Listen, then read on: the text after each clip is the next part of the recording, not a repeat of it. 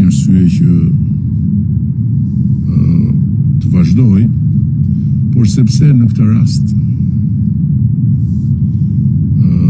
ka qenë vërtet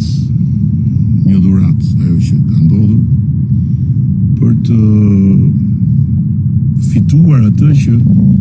na ka munguar për një kohë gjatë, sepse s'kemi pasur asnjëherë opozit në gjendje që të na sfidoj realisht. Dhe ajo protest që ndodhi na ka sfiduar realisht, jo kjo që vazhdon, se kjo që vazhdon është një tjetër gjë për cilën as nuk kam interes që të flas, është një konglomerat i cili sigurisht që ka të gjithë drejtë vend të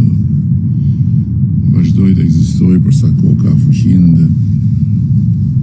ka edhe karburantin e paguar për të ekzistuar. S'është kjo. Kjo ngjan shumë me ato jashtënxjerrjet e zakonshme të opozitës vetë asgjësuar. Flas për atë protest, për sa kohë ishte qytetare dhe për sa kohë u shfaqën njerëz cilët i çoi aty nevoja për të bashkuar zëri dhe për të thënë sot ne meritojmë më shumë. Ky është epi. Dhe nuk na mjaftojnë ato që janë bërë, nuk na mjafton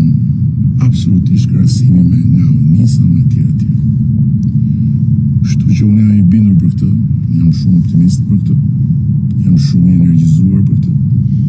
Dhe dua vetëm të mos harroni një gjë të gjithë. Shqipëria nuk ka qenë kurrë më mirë, nuk ka qenë kurrë më vlerësuar ndërkombëtarisht, nuk ka qenë kurrë më e mbështetur në mundësi reale për të bërë më shumë. Dhe kjo ka një arsye themelor, sepse Shqipëria nuk ka qenë më një vend në shitje ose një vend i shitur,